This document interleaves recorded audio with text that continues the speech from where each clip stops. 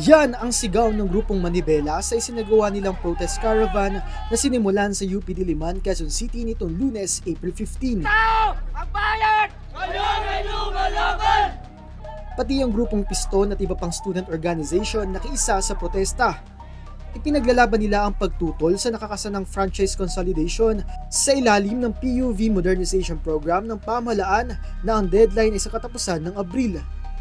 Sa ilalim nito, mapipilitang isuko ng mga operator ang kanilang prangkisa at magiging shareholder at empleyado na lamang sila ng aaniban nilang kooperatiba at korporasyon. Gusto talaga namin yung may balik yung 5 years na prangkisa ng sasakyan namin. So tutol kami doon sa consolidation. Siyempre ang consolidation kasi kailangan i-surrender namin yung ORCR at prangkisa. So tutol kami doon kasi yung sasakyan namin, pinaghirapan talaga namin yun. Tapos isusuko lang namin sa kooperatiba. Wala naman kami bang pinagdalaban dito kundi ibalik yung 5 years na prangkisa. May bigay yung 5 years na ng prangkisa namin, tapos hindi i-phase out. Single operator, ganun. Napaka-importante, dyan namin kinukuha lahat ng kabuhayan namin sa mga anak namin. Nagkaroon pa ng girian sa pagitan ng mga nagprotesta at mga pulis nang harangin sila sa kahabaan ng Commonwealth Avenue.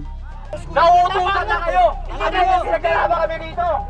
Umalis tayo dyan! Sa huli ay nakadaan pa rin sila upang ipagpatuloy ang kanilang aktibidad patungo sa East Avenue, ang lokasyon ng opisina ng Land Transportation Franchising and Regulatory Board o LTFRB, at sa Mendiola sa Maynila.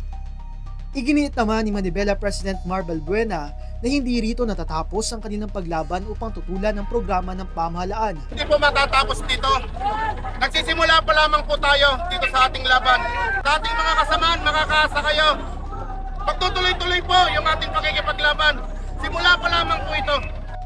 Kasabay nito ay nagkasarin sila ng 2 araw na tigil pasada. Nagbabala naman si LTFRB Chairman Chopilo Guadis sa mga driver at operator na sasaling muli sa tigil pasada. Unang panawagan po namin doon sa mga nagbabalag pang sumama sa tigil pasada na po pwede mag-isip po kayo dahil may franchise po kayo nakataya rito. Pag nakita at nahuli ho namin kayo na sumasama sa mga ganitong activity. Maging si Pangulong Bongbong Marcos nanindigang wala ng atrasan sa deadline na itinakda ng Department of Transportation na makailang ulit na ring inurong simula ng ilunsad ito noong 2017. Bigyan natin ang sarili natin together with the transport groups and the government ng kaunting oras para December 30, nag-postpone tayo hanggang December.